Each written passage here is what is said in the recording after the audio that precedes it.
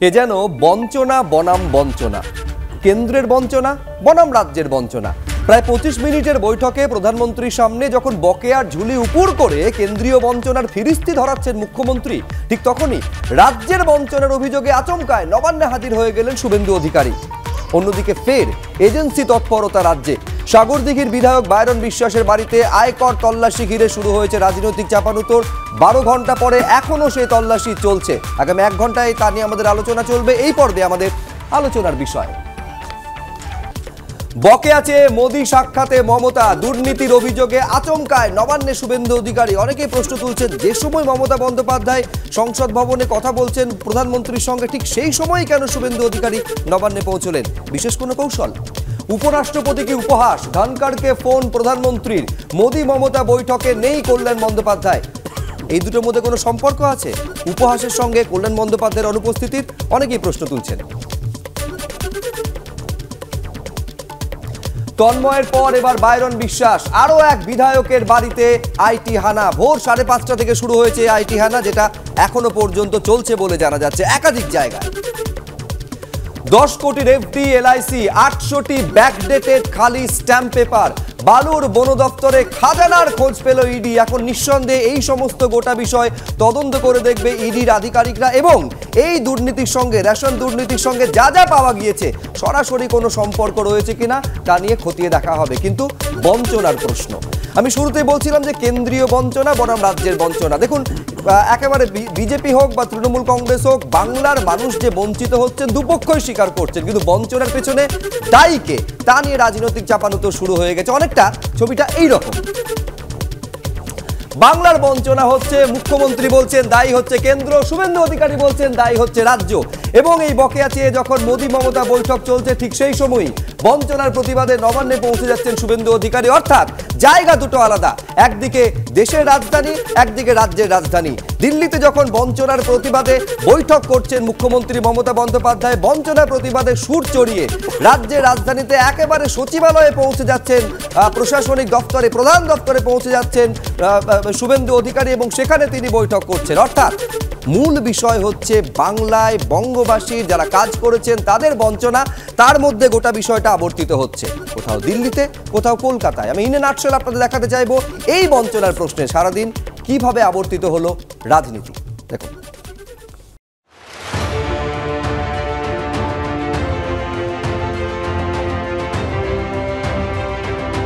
10 member का delegation हम अभी प्राइम मिनिस्टर के साथ मीट करके आ रहा हूँ।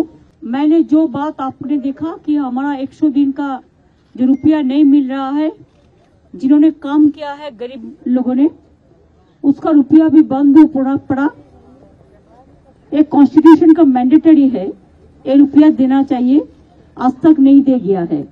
और 22-23 का जो बजट हुआ था, वो बजट में 100 दिन के लिए काम के लिए हमारा स्टेट को एक पैसा भी नहीं दिया था।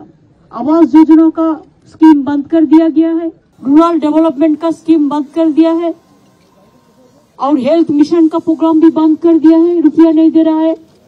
फाइनेंस कमीशन का रुपया भी नहीं मिल रहा है। तो इसमें क्या होता है कि अगर कोई गलती हो तो आप रुपया रोक दो, लेकिन 155 टीम्स ऑलरेडी विजिटेड बंगाल।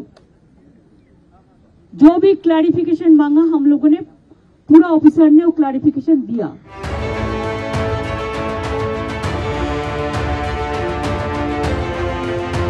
মুখ্যমন্ত্রী সাংসদদের নিয়ে গেছেন বঞ্চনার কথা বলতে।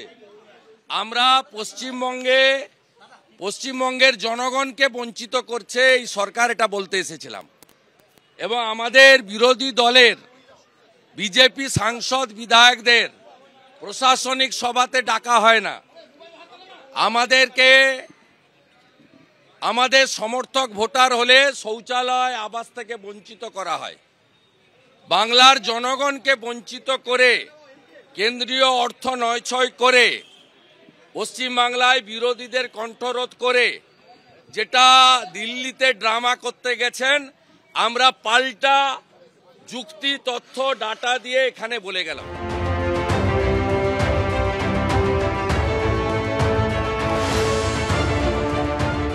हमने चाहते हैं कि इसको गरीब लोगों को रुपया बंद करके रखना ठीक नहीं है। ये हम लोगों ने कहा है, प्राइम मिनिस्टर ध्यान से सुना और कहा है ठीक है, हम 2 ऑफिसर स्टेट का सेंट्रल को बैठ के मीट करके इसको कोई डिसीजन हम ले लेंगे।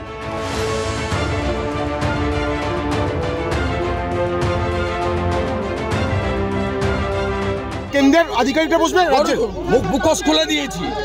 সুরেন্দ্রদা কেমন নিরাপত্তা দেখলেন, কেমন নিরাপত্তা দেখলেন? থর করে কাঁপছে চোর মমতা। অর্থাৎ এক কথায় বলতে গেলে পুরো বিষয়টা ঘটেছে 1.5 ঘন্টার মধ্যে, সকাল 11টা থেকে 12:30, মানে 11টা নাগাদ যখন মুখ্যমন্ত্রী প্রবেশ করছেন প্রধানমন্ত্রীর সঙ্গে বৈঠক করার জন্য, আর এইদিকে মোটামুটি 11:30টার কিছু পরে নবান্নে পৌঁছে যাচ্ছেন শুভেন্দু অধিকারী এবং তিনি 12:30 নাগাদ বেরিয়ে আসছেন। ফলে বলতেই পারেন যে এই যাবতীয় রাজনৈতিক চাপানুতোর, কেন্দ্রীয় বঞ্চনার অভিযোগ, পাল্টা রাজ্যের বঞ্চনার অভিযোগ, সবটা এই 1.5 ঘন্টার মধ্যে ঘটেছে। আমি শুরুতেই ঋতু দত্তের কাছে এইখানে আসতে চাইবো। একেবারে যখন মুখ্যমন্ত্রী বৈঠক করছেন ঠিক সেই সময় তার আগে কোথায় কোথায় দুর্নীতি হয়েছে ধরে ধরে বিস্তারিত 6 পাতার একেবারে লিখিত অভিযোগপত্র প্রধানমন্ত্রীকে পাঠাচ্ছেন শুভেন্দু অধিকারী। 100 দিনের কাজ রয়েছে, আবাস যোজনা রয়েছে, মিড ডে মিল রয়েছে, জল জীবন মিশন রয়েছে, রেশন দুর্নীতি নিয়ে ভুরি ভুরি অভিযোগ প্রধানমন্ত্রীকে পাঠিয়েছেন। শুধু তাই নয়, আজকে যেটা করেছেন মুখ্যমন্ত্রী সবটা বলছেন নাটক করেছেন শুভেন্দু অধিকারীর অভিযোগ।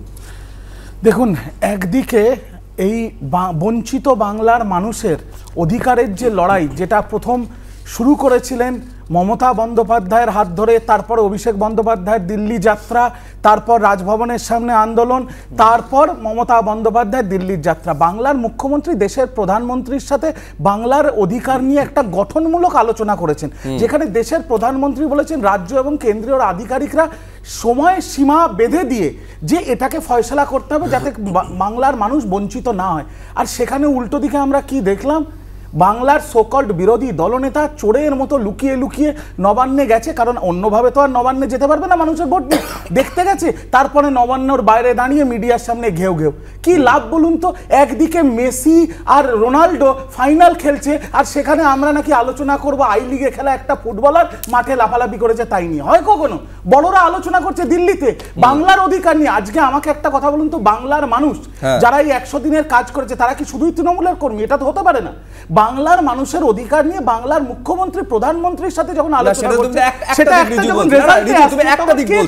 একটা দিক বলছো। শুভেন্দু অধিকারী বলছেন এই অপ্রাপ্তির পেছনে সরাসরি যোগ রয়েছে দুর্নীতির, যে পরিমাণে ভুরি ভুরি দুর্নীতি হয়েছে সেই কারণে টাকাটা তারা পৌঁছচ্ছে না, অতএব দায়টা পুরোপুরি হচ্ছে রাজ্য সরকারের, কেন্দ্রের নয়। দেখুন, শুভেন্দু অধিকারীর যে কথাবার্তা, শুভেন্দু অধিকারী যে চিঠি আজকে মমতা বন্দ্যোপাধ্যায়ের দপ্তরে দিয়ে এসছেন এবং প্রধানমন্ত্রীর দপ্তরে পাঠাবেন, আমি দায়িত্ব নিয়ে বিশ্বাস করি যে মমতা ব্যানার্জি যদিও পড়ে দেখেন, প্রধানমন্ত্রী সেই চিঠিটাকে প্লেন মানিয়ে হাওয়ায় ছেড়ে দেবেন। যদি পড়ে দেখেন, আমি বলছি শঙ্কর ঘোষের কাছে আসবে। শঙ্করদা, সব থেকে ভালো তো এইটা হতো যে চিঠি এবং অভিযোগপত্র সরাসরি বিরোধী দলনেতা গিয়ে মুখ্যমন্ত্রীর হাতে তুলে দিলেন। মানে এমন একটা দিনে আপনারা গেলেন যখন মুখ্যমন্ত্রী নবান্নে নেই, অনেকে এমনটা বলছেন যে ফাঁকা মাঠে গোল দেওয়ার চেষ্টা করেছেন। সব থেকে ভালো তো অভিযোগটা যখন সরাসরি মুখ্যমন্ত্রীর বিরুদ্ধে রাজ্যের প্রশাসনিক প্রধানকে আপনারা দিতে পারতেন।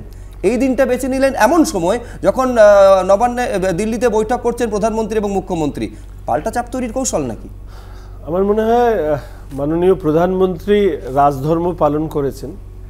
মুখ্যমন্ত্রী প্রধানমন্ত্রীর সঙ্গে দেখা করবেন যুক্তরাষ্ট্রীয় কাঠামোতে, তো এটাই স্বাভাবিক। কিন্তু আমাদের রাজ্যের যা পরিস্থিতি, সেই পরিস্থিতিতে আমরা কি এটা কখনো আশা করতে পারি যে রাজ্যের যে কোনো ধরনের প্রশাসনিক বৈঠকে বিরোধী দলের কাউকে ডাকা হয় না? যে রাজ্যে যখন বিএ কমিটি তৈরি হয়, পিএসসি কমিটি তৈরি হয়, সেখানে ওই কুমড়ো অর্থাৎ পদ্ম প্রতীকে যেটা বাইরে সবুজ, তাদেরকে মাথায় বসিয়ে দিয়ে তাদেরকে বলা হয় যে এরা তো বিজেপির বিধায়ক বিধানসভার ভেতরে, আর বাইরে তারা তৃণমূলের উত্তরীয় নিয়ে ঘুরে বেড়ায়। জেলায় জেলায় যে উন্নয়ন নিয়ে যে সভা মুখ্যমন্ত্রী করেন, সেখানে বিরোধী বিধায়কদেরকে ডাকবেন না এবং নিজের দলের বিধায়কদেরকে এই উক্তি করেন, আরে তুই তো বোম্বা দিস, আরে তোর কি দরকার? সেই রাজ্যে কি আপনি রাজধর্ম পালন করবার কথা মুখ্যমন্ত্রীকে স্মরণ করাবেন? নাকি প্রধানমন্ত্রী যে রাজধর্ম না না পালন আমি করছেন আপনি সেটাকে সংকটটা আপনি ধন্যবাদ আমার দেবেন? প্রশ্নটা বুঝতে পারলেন না। আমি বলছি এটা যে কোনো, এটা শুভেন্দু অধিকারী পর্যন্ত বলছেন যে রাজ্যের মুখ্যমন্ত্রী প্রধানমন্ত্রীর কাছে যাচ্ছেন, এটা নিয়ে তার বলার কিছু নেই। তো ফেডারেল স্ট্রাকচার, যে কোনো রাজ্যের মুখ্যমন্ত্রী প্রধানমন্ত্রীর কাছে রাজ্যের দাবি দাওয়া নিয়ে যাবেন। আমি বলছি এমন সময় আপনারা বাঁচলেন, আপনিও সেই 4 জনের প্রতিনিধি দলে ছিলেন, এমন সময় বাঁচলেন যখন মুখ্যমন্ত্রী নবান্নে নেই, যখন বৈঠক করছেন প্রধানমন্ত্রীর সঙ্গে। আমি বলছি এটা কি ক্যালকুলেটেড স্টেপ আপনাদের? মুখ্যমন্ত্রীর মুখোশ খুলে দেওয়াটা খুব দরকার ছিল, রাজ্যের মানুষের কাছে এই বার্তাটা পৌঁছে দেওয়া দরকার ছিল যে ইতিমধ্যেই আপনারা দেখেছেন যে আমরা কতগুলো নির্দিষ্ট বিষয় মানুষের কাছে তুলে ধরেছি। এই যে বঞ্চনার গল্প বারবার করে তুলে ধরা হয়, দয়া করে একটু হিসেবটা ওনাদেরকে একটু পড়ে নিতে বলবেন। ইউপিএ সরকার 2004 থেকে 2014 এই সময়কালে যার মাঝখানে স্বয়ং মমতা ব্যানার্জির তৃণমূল ইউপিএর পার্ট ছিল, মনরেগাতে আমাদের পশ্চিমবঙ্গ পেয়েছিল 14,985 কোটি টাকা। আগেও দেখানো হয়েছে ইউপিএর থেকে এই আমলে মোদী সরকার আমলে অনেক বেশি বরাদ্দ। না না এটা আগেও বলানো হয়েছে। তাহলে বঞ্চনা কোথায় এলো? বেশ রিজু, প্রশ্নটা কোথা থেকে আসে? রিজু হিসাব, আরে রিজু তুমি আমার হিসাব শুনে বলবে, আরে তোমার তো লিখিত হিসাব জবাব দিয়েছে। এই যে তোমরা আচ্ছা শঙ্করদা তুমি তো বলেছো, এটা কি অঙ্কে আচ্ছা বলবো? 1 সেকেন্ড এটা কি অঙ্কে, এটা কি অঙ্কে বলবো? শঙ্করদা আমি তোমাকে খুব সম্মান করি বলে বলছি। আমি বলছি তো, আমি তো জানি যে দেখো আমার একটু বলার সময়টা একটু বলি। দু ধরনের আমি শঙ্করদাকে অনুরোধ করবো যে শঙ্করদা শুভেন্দু অধিকারীর সাথে হিসেব নিকেশ তো জমা দিয়েছেন যেখানে জমা দেয়ার। টিভির প্যানেলে আমাকে বলে তো লাভ নেই, আমি তো একটা সাধারণ কর্মী। আমি শুধু একটাই কথা বলবো, শীত পড়েছে, বাংলার সবচেয়ে জনপ্রিয় চ্যানেল এবিপি আনন্দ, মানুষ এখন অজন্তা সার্কাস আর যায় না, সকাল থেকে এবিপি আনন্দ চালায় আর বলে ওই দেখ শুভেন্দু লাফাচ্ছে। এই হয়ে গেছে অবস্থা। আমার কথা হচ্ছে যেখানে শঙ্করদার মতো একটা অনেস্ট, আমি এখানে ওপেন বলছি, বিজেপির লিডার হতে পারে, একটা অনেস্ট লিডার উত্তরবঙ্গের যে বামপন্থী রাজনীতির থেকে এসে এখন বিজেপি করছে, তাকে শুভেন্দুর সাথে ডেপুটেশন দিতে হয় যে ইডি সিবিআই নারদা খান। আমি বলছি এইখানেই তো আমি দুজনকে থামালাম, আমি একটা ছোট্ট বিরতিতে যাব। এইখানে বাম কংগ্রেসের প্রশ্ন হচ্ছে যদি প্রধানমন্ত্রী এই কথা বলে থাকেন রাজ্যের অফিসিয়াল এবং কেন্দ্রের অফিসিয়াল মিলিয়ে একটা বৈঠকের প্রয়োজন এটার ক্ষেত্রে, তাহলে আলাদা করে প্রধানমন্ত্রী মুখ্যমন্ত্রীর বৈঠকের প্রয়োজন কি? নাকি বাম কংগ্রেসের বক্তব্য যেটা যে সবটা হচ্ছে আসলে সেটিংয়ের কারণেই এই বৈঠকটা করার দরকার ছিল এবং একেবারে বঞ্চনার অভিযোগের সামনে রেখে নেপথ্যে কাজ করেছে সেই সেটিং তত্ত্ব। আমি কনিনিকা ঘোষের কাছে আসবো। আমি কনিনিকাতে এটা মানবেন আপনি যে এটা একটা যুক্তরাষ্ট্রীয় কাঠামোর মধ্যে পড়ে, রাজ্যের দাবি দেওয়া নিয়ে যে কোনো রাজ্যের মুখ্যমন্ত্রী একবার কেন প্রয়োজনে 100 বার হলেও প্রধানমন্ত্রীর কাছে যাবেন, তারই একটা অংশ হিসেবে প্রধানমন্ত্রী আজকে প্রধানমন্ত্রীর সঙ্গে বৈঠক করেছেন, মুখ্যমন্ত্রীর মধ্যে সেটিংয়ের গন্ধ পাচ্ছেন কি করে আপনারা? আসলে যখন বিরোধীদেরকে নিয়ে বৈঠক হচ্ছে, বিরোধীরা একসঙ্গে বসছেন, বৈঠক করছেন এবং বারবার আমরা বলেছি এই কথা যে এই আমাদের এই ইন্ডিয়া যে অ্যালায়েন্স, সে প্রশ্ন অ্যালায়েন্স ওইভাবে বলবো না, যে আমাদের যে একটা রাজনৈতিক মঞ্চ সেই প্রশ্ন, সেক্ষেত্রে বারবার এইটা কথাটা বলা হচ্ছে যে ধর্মনিরপেক্ষতা, যুক্তরাষ্ট্রীয় কাঠামো, সামাজিক ন্যায় এগুলো আক্রান্ত হচ্ছে এবং তার বিরুদ্ধে মোদিকে ক্ষমতা থেকে দূরে রাখার প্রশ্ন এইটা নিয়ে যখন হচ্ছে, আর তার ঠিক পরেই হচ্ছে মাননীয়া মিটিং করছেন এবং আমি বলছি কনিনিকা দি, এটা তো মুখ্যমন্ত্রী প্রধানমন্ত্রীকে সময় দিয়েছেন নয়, প্রধানমন্ত্রী সময় দিয়েছেন মুখ্যমন্ত্রীকে। ওই তো সবসময় ওই রকমই হয়, দেখবেন যে যখনই কোনো একটা বিষয় বেশ তুঙ্গে ওঠে, এইটা নিয়ে এখানে ওইটা হচ্ছে, ওখানে ওইটা হচ্ছে, আর যে বারবার বলছেন না এই রকম বিভিন্ন ক্ষেত্রে দায়ী, ওরা কতটা দায়ী বোঝা যাচ্ছে। আর তখনই তারপরে একটা বৈঠক, তারপরে সেই বৈঠকে কোন কোন অফিসার গেছেন, কারা গেছেন, কি খতিয়ান নিয়ে গেছেন, কোনো সময় সরকারের বিভিন্ন রিপ্রেজেন্টেটিভ যান না, গিয়ে সেটা হয় কথা। ফলে এটা সেটিং ছাড়া আর কিছু না, ওটার সঙ্গে সব সময় করতে হবে বিরোধী দলের ওই বৈঠককে দুর্বল করার জন্য। বামফ্রন্টের কোভিডের পর থেকে এদের নাক চোখ সব নষ্ট হয়ে গেছে, কোনো গন্ধই পাচ্ছে না, বাংলার মানুষের গন্ধও পাচ্ছে না তাই শূন্য, আর বিজেপি সিপিএম এর গন্ধও পাচ্ছে না তাই সেটিং করে লাফাচ্ছে। আরে ভাই, বিজেপি তৃণমূল আপনাদের শূন্য করেনি, বাংলার মানুষ করেছে। বেশ, আমি রবীন্দ্রনাথ আমি সংকট আপনার কাছে আসবো, কিন্তু আমি একেবারে রাজনীতির প্রশ্নে রবীন্দ্রনাথ ভট্টাচার্যের কাছে আসতে চাইছি। আপনি মানবেন যে মমতা বন্দ্যোপাধ্যায় রাজনৈতিক প্রজ্ঞা নিয়ে কারোর কোনো সন্দেহ নেই, এই ফান্ড রিলিজ করা হোক বা না করা হোক, প্রাপ্তি হোক বা অপ্রাপ্তি হোক, লাভ কিন্তু তৃণমূল কংগ্রেসের। দেখুন, রাজনীতিতে রাজনৈতিক দলেরা সবাই কিন্তু একটা ছায়া জায়গায় থাকে, মানে না কালো না সাদা, কিন্তু এক্সপেক্ট করে অন্য দলগুলো কালো সাদা, হয় কালো পজিশন নেবে, নয় সাদা পজিশন নেবে। মমতা বন্দ্যোপাধ্যায় ভারসাম্যের রাজনীতি করছেন, অসুবিধার কি আছে? আমাদের জায়গাটা হচ্ছে একটাই জায়গা, যে এতে বঞ্চিত মানুষরা টাকাটা পাবে কিনা। উনি যদি ওনার যদি মনে হয় ইন্ডিয়া জোটের পরের দিন উনি যদি দেখা করবেন, মনে করেন তার রাজনৈতিক দলের ক্ষমতা থাকার পক্ষে সুবিধাজনক হবে, অসুবিধার তো কিছুই নেই। কিন্তু এতে তিনি যে কারণটা বলছেন সেই কারণটা কতখানি ক্যাটার্ড হবে সেইটা হচ্ছে আমাদের প্রশ্ন। এবং সেখানে যদি আপনি যান তাহলে দেখুন যে কারণে উনি গেছেন, প্রধানমন্ত্রীর যে কথাটুকু স্টেটমেন্টটুকু উনি বলেছেন সেটা কিন্তু একদম খুব লঘু স্টেটমেন্ট। প্রধানমন্ত্রী বলেছেন যে অফিসারদের মধ্যে আলোচনা হবে এবং তার ভিত্তিতে সমস্ত বঞ্চনার বিষয়টা আলোচনা হবে। তো এইটুকু শুনবার জন্য আমাদের দিল্লি যাওয়ার কি দরকার ছিল? মুখ্যমন্ত্রীর দিল্লি যাওয়ার দরকার ছিল না। আর আমার পরিষ্কার কথা যে একটা বিজেপি দিক যে একটা কোথায় কোথায় চুরি হয়েছে তার নিট একটা শ্বেতপত্র বার করুক, আর ঠিক তেমনি তৃণমূলও বার করুক। আপনি বলতে দুপক্ষের তরফে একেবারে ক্রিস্টাল ক্লিয়ার হয়ে যাক, কোনো ধোঁয়াশা, একেবারে ধোঁয়াশার প্রশ্ন নেই, স্বচ্ছতার সঙ্গে বিজেপি হোক প্রধান বিরোধী দল হিসাবে, শাসক দল হিসেবে তৃণমূল কংগ্রেস বা রাজ্য সরকারের তরফে গোটা বিষয়টা শ্বেতপত্র হিসেবে সামনে রাখা হোক। বেশ, নিঃসন্দেহে সেইটা একটা আলোচনার বিষয় হতে পারে। কিন্তু এই মুহূর্তে খবর পাচ্ছি রাহুল গান্ধীর সঙ্গে প্রদেশ কংগ্রেস, এই রাজ্যের কংগ্রেস নেতৃত্বের বৈঠক শুরু হয়েছে। নিঃসন্দেহে এই যে ছবি আপনারা দেখতে পাচ্ছেন, এবার সেই বৈঠকে রাজ্যের সিট শেয়ারিং নিয়ে আলোচনা হচ্ছে কিনা তা নিয়ে নিঃসন্দেহে আলোচনায় উঠে আসবে। একটা ছোট্ট বিরতির পর ফিরছি। আমি আরেকবার সেই ছবি আপনাদের দেখাবো, যখন বৈঠক চলছে কংগ্রেস হাইকমান্ডের সঙ্গে প্রদেশ কংগ্রেস নেতৃত্বের, একেবারে এই বঙ্গে তৃণমূলের সঙ্গে কোন ফর্মুলায় আসন সমঝোতা হবে। দিল্লিতে অধীর চৌধুরীদের সঙ্গে বৈঠকে মল্লিকার্জুন খার্গে, রাহুল গান্ধীরা, সেই ছবি আপনারা দেখতে পাচ্ছেন। অধীর চৌধুরী বসে রয়েছেন প্রদেশ কংগ্রেস সভাপতি, এবং মল্লিকার্জুন খার্গেকে আপনারা দেখতে পাচ্ছেন। এই বৈঠক চলছে, একেবারে আসন সমঝোতার একটা ব্লুপ্রিন্ট তৈরি করার চেষ্টা হচ্ছে। এইটা যখন ছবি, তখন বড় হয়ে এই প্রশ্ন সামনে আসছে যে বারাণসীতে, উত্তরপ্রদেশের বারাণসীতে নরেন্দ্র মোদীর বিরুদ্ধে প্রার্থী হতে চলেছেন কি প্রিয়াঙ্কা গান্ধী, এই প্রশ্ন উঠছে। তার কারণ গতকাল যখন বৈঠক চলছিল তখন মমতা বন্দ্যোপাধ্যায় খার্গের নাম প্রথমে প্রস্তাব করেন, তারপরে তিনি বলেন যে প্রধানমন্ত্রী নরেন্দ্র মোদীর বিরুদ্ধে শক্তিশালী প্রার্থী দিতে হবে। আর ঠিক তখনই নাম উঠে আসে প্রিয়াঙ্কা গান্ধী বডরার। 2014 আপনারা জানেন যে বারাণসীতে মোদীর বিরুদ্ধে প্রার্থী হয়েছিলেন কেজরিওয়াল। এখন এইটা দেখার বিষয় যে প্রিয়াঙ্কা গান্ধীর নামে বিরোধী জোটের মধ্যে সর্বসম্মতি তৈরি হয় কিনা। আজকে যখন বৈঠক হচ্ছে প্রধানমন্ত্রীর সঙ্গে মুখ্যমন্ত্রীর, তারপরে যখন বেরিয়ে আসেন এই প্রিয়াঙ্কা গান্ধী ইস্যুতে প্রশ্ন করা হয়েছিল মমতা বন্দ্যোপাধ্যায়কে, কি বললেন দেখুন।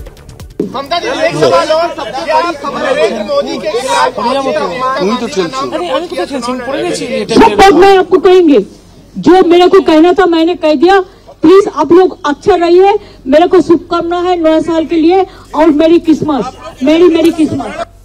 আমি পার্থ মুখোপাধ্যায়ের কাছে আসবো। পার্থদা, গতকাল যখন মল্লিকার্জুন খার্গের নাম, রাহুল গান্ধীর নাম প্রস্তাব না করে মল্লিকার্জুন খার্গের নাম প্রধানমন্ত্রী পদপ্রার্থী হিসেবে প্রস্তাব করলেন মমতা বন্দ্যোপাধ্যায়, অনেকে বলছেন যে কংগ্রেসের মধ্যে একটা অস্বস্তির বাতাবরণ তৈরি হয়েছিল।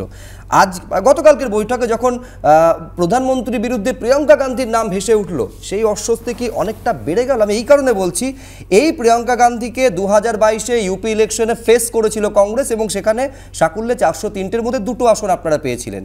এইবারে প্রিয়াঙ্কা গান্ধীর নাম ফের প্রস্তাব করা প্রধানমন্ত্রী নরেন্দ্র মোদীর বিরুদ্ধে, একেবারে গান্ধী পরিবারের একজন সদস্য, এবার তো না গিলতেও পারবেন না ফেলতেও পারবেন।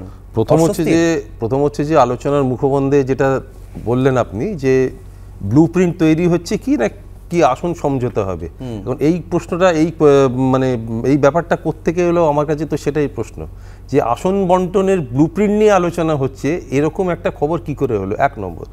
2 নম্বর হচ্ছে দেখুন গতকাল যে, শুধু তাই নয়, আমি বলছি গতকালই একেবারে ইয়েতে বলেছেন বৈঠক, আমি আপনার কাছে আসবো, 2টো আসন ছাড়া হবে এ রাজ্যে।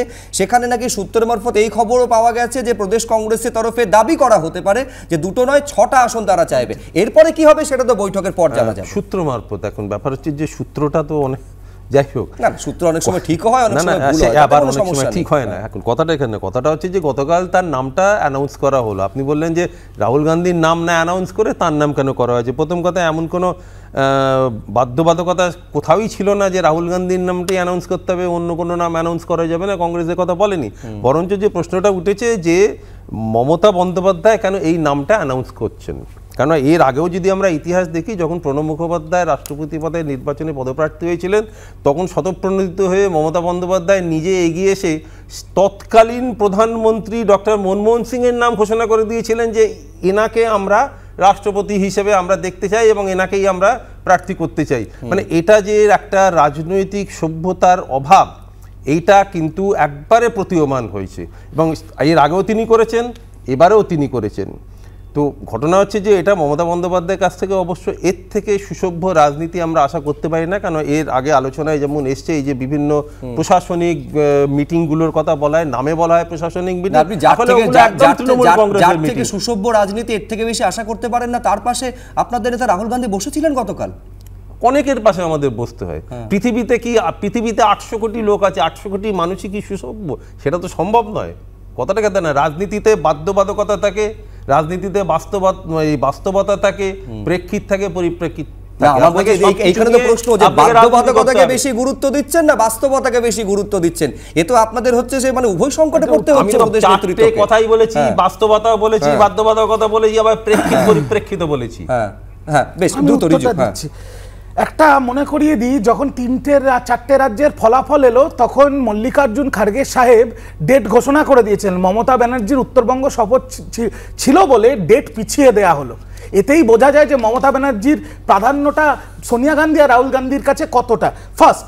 সেকেন্ড, পার্থদাকে অনুরোধ করব যে পার্থদা, আপনি তো কৌস্তব বাগচি না, বুঝে শুনে কথা বলুন। আপনি কৌস্তব বাগচি 2.0 পথে হাঁটছেন। আমি বিশ্বাসযোগ্যতা নিয়ে বলেছি। থার্ড, এই যে সিট শেয়ারিং এর কথা, আমি দায়িত্ব নিয়ে আজকে এবিপিতে বলছি, সিট শেয়ারিং এর জন্য 31শে ডিসেম্বরের সময়সীমা বেঁধে দেওয়া হয়েছে কংগ্রেসকে, বলে দিচ্ছি আমি। আর তার মধ্যে আমি জানি না কে কথা দেবে না দেবে, সেটা আমার বলার কথা না, বাট অধীর চৌধুরী এখন মিটিং করছে রাহুল গান্ধীর সাথে, সেখানে প্রদেশ কংগ্রেসের কোনো নেতা নেই, একমাত্র অধীর চৌধুরী। এদের কি হবে সেটা বাংলা, আপনারা আপনাদের কর্মীদের আপনারা কর্মীদের আমি বলছি রিজু, তাহলে দেখতে কোথাও সমস্যা হচ্ছে। রিজু, একেবারে অধীর চৌধুরীর পাশেই নেপাল মাহাতোকে দেখা যাচ্ছে। আমি বলছি একটু ছবিটা দেখে তারপর কথা বলো। আমি এখানে একবার আসতে চাইবো শঙ্কর ঘোষের কাছে। আমি বলছি শঙ্কর দা, সিপিএম এর তরফে এই অভিযোগ করা হচ্ছে যে একেবারে এই গোটা যেটা ইন্ডিয়া ব্লক বা ইন্ডিয়া জোট, যেটাকে ঐক্যবদ্ধ করার চেষ্টা করা হচ্ছে, সেখানে কংগ্রেসের ক্ষেত্রে বারে বারে অস্বস্তির বাতাবরণ নাকি মমতা বন্দ্যোপাধ্যায় তৈরি করার চেষ্টা করছেন, এটা সিপিএম অভিযোগটা বারে বারে করছে।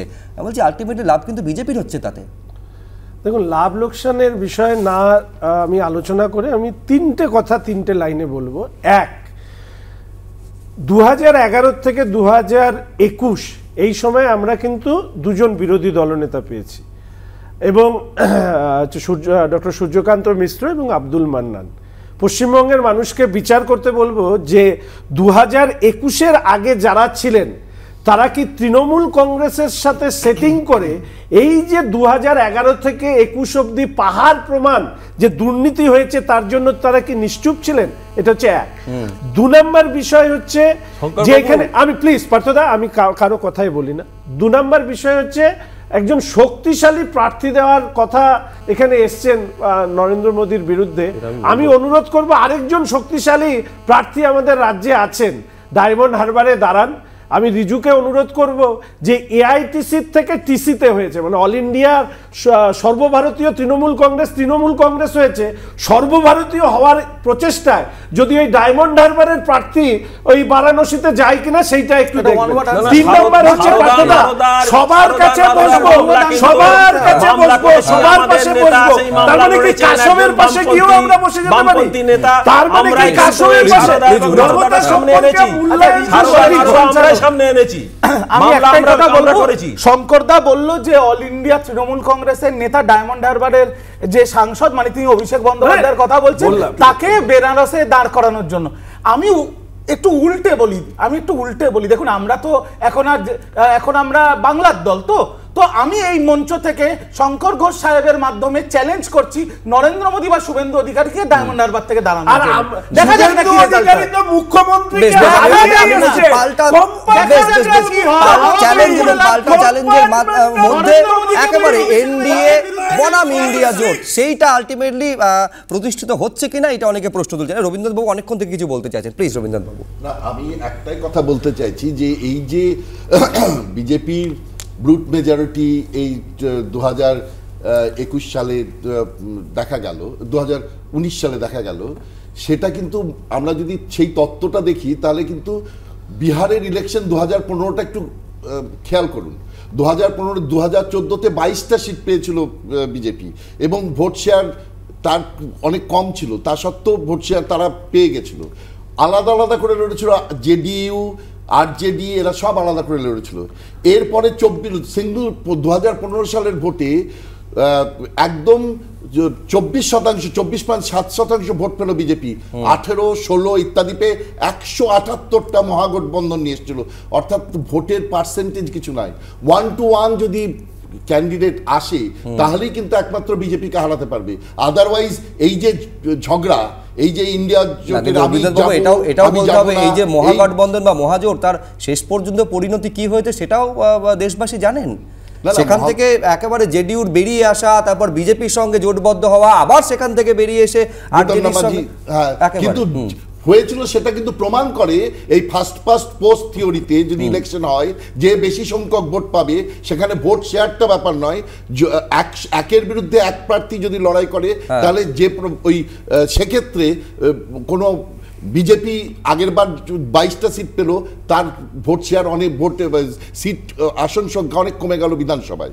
এই ব্যাপারটা ঘটেছিল মহাগঠবন্ধনে। এটা কিন্তু এখানেও সেটা দেখানো যেতে পারে। ইন্ডেক্স অফ অপোজিশন ইউনিটির কথা বলা হচ্ছে, যেটা আইওইউ, যেটা আমরা বারবার বলছি যে অন্তত 70%, মানে 380 থেকে 85টা। কিন্তু আমি বলছি কনিনিকাদি, আমি বলছি এখনই যদি ধরুন 10 সেকেন্ড, সেটা হচ্ছে গতকালও নিশ্চয়ই দেখেছেন মল্লিকার্জুন খাড়গে যখন বলেছেন কোন কোন রাজ্য নিয়ে আলোচনা হয়েছে, প্রায় অনেক রাজ্যের কথা বলেছেন, কিন্তু সেখানে পশ্চিমবঙ্গ বাদ ছিল, যে পশ্চিমবঙ্গ নিয়ে কোনো আলোচনা হয়নি সিট শেয়ারিং এর ব্যাপারে। পশ্চিমবঙ্গ কিন্তু আলোচনার বাইরে ছিল।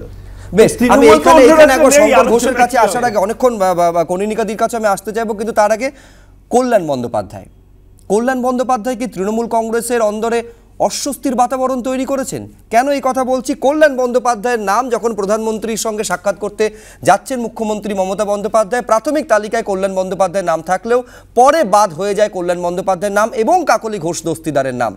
10 জনের বেশি হওয়ায় না গেলে ভালো হয়, এই কথা দিদি বলেছিলেন, তাই তালিকায় থেকেও শেষ মুহূর্তে প্রধানমন্ত্রী সাক্ষাৎ হয়নি বলে দাবি করেছেন কল্যাণ বন্দ্যোপাধ্যায়। কাকলি ঘোষ দস্তিদার কি বলছেন? কাকলি ঘোষ দস্তিদার বলছেন যে যেহেতু 10 জনের বেশি হয়েছিল, নিরাপত্তা রক্ষীরা আটকে দেন। আমি এইখানে আপনাদের দেখাতে চাইবো যে কল্যাণ বন্দ্যোপাধ্যায় ঠিক কি দাবি করেছেন, দেখুন।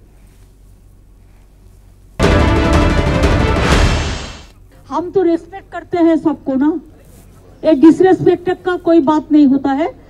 इसको जस्ट पॉलिटिकली कैजुअली, आपको तो पता भी नहीं चलता अगर राहुल जी वीडियो में तो छवि नहीं तुलता तो।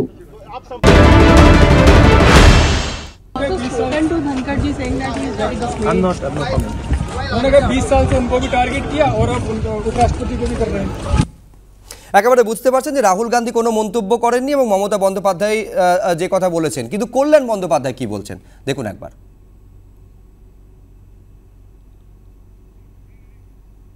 বিরোধীরা বলছে বিতর্ক দেখা দিয়েছে বলে আপনাকে নাকি প্রতিনিধি দল আজকে নিয়ে যায়নি মুখ্যমন্ত্রী। না না না না না, আজকে 10 জনের মাত্র অ্যালাউ করছে দিদি সহ। তা আমার কাকলিও তো ছিল, তো দিদি আমার সকালেই ফোন করে বলেছিলেন যে মাত্র 10 জন অ্যালাউ করছে, দিদি শুদ্ধ, তাই জন্য যদি তুমি আর কাকলি যদি না যাও তাহলে ভালো হয়। তা আমরা ঠিক আছে, দিদির এটা দিদি বলেছে, ব্যাস, দ্যাটস অল, ফাইন। কনিনিকাদি, আপনি শুনলেন মমতা বন্দ্যোপাধ্যায় বলছেন যে ভিডিওটা কল্যাণ বন্দ্যোপাধ্যায়ের যে উপহার সংক্রান্ত ভিডিও, সেটা রাহুল গান্ধী করেছিলেন বলে সবাই জানতে পেরেছেন। তার মানে কোথাও কি এই যাবতীয় কিছুর জন্য রাহুল গান্ধীকে তার ঘাড়ে বন্দুকটা রাখার চেষ্টা করলেন মমতা বন্দ্যোপাধ্যায়? আচ্ছা, তো এটা তো তেমন হলো যে করলো তার বিষয় নিয়ে না ধরে কে চুরি কে করলো তাই না, কে ধরলো তাই নিয়ে পড়া, এটা তো তাই দাঁড়াচ্ছে। মানে যিনি করলেন, যিনি ভিডিও তুলেছেন তা নিয়ে জানতো না। আরে হোয়াট ইজ দিস?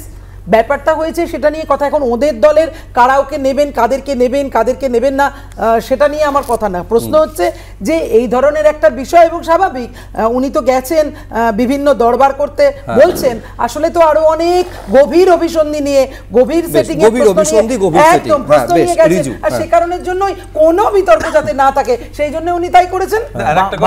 বামফ্রন্ট এখন না ওটিটি সিনড্রোমে ভুগছে, অতিরিক্ত ওয়েব সিরিজ দেখলে এই হয়। আসল কথা হচ্ছে মমতা ব্যানার্জি ওই বক্তব্যটা কেন রেখেছেন, কারণ গতকাল থেকে আমি বহু ন্যাশনাল চ্যানেলে ছিলাম, ন্যাশনাল চ্যানেলগুলো বলছে যে কল্যাণ বাবু যা করেছেন সেটা আলাদা ব্যাপার, রাহুল গান্ধী এটার ভিডিও নিয়েছেন। এবং আপনি যদি মনে করে দেখেন যখন ভাইস প্রেসিডেন্ট রাজ্যসভায় গেছেন তিনি রাহুল গান্ধীকে কেন্দ্র করে বক্তব্যটা, সেই জন্য দিদি ওই কথাটা বলেছেন। যেমন ঝাড় তার তেমন বাস। রাজ্যের মুখ্যমন্ত্রী দেশের প্রধানমন্ত্রীকে হরিদাস পাল বলেন, কোমরে দড়ি বেঁধে ঘোরানোর কথা বলেন, ফলে সেই দলের সাংসদ এরকম কাজ করবেন এটাই স্বাভাবিক। আর রাহুল গান্ধীর কাছ থেকে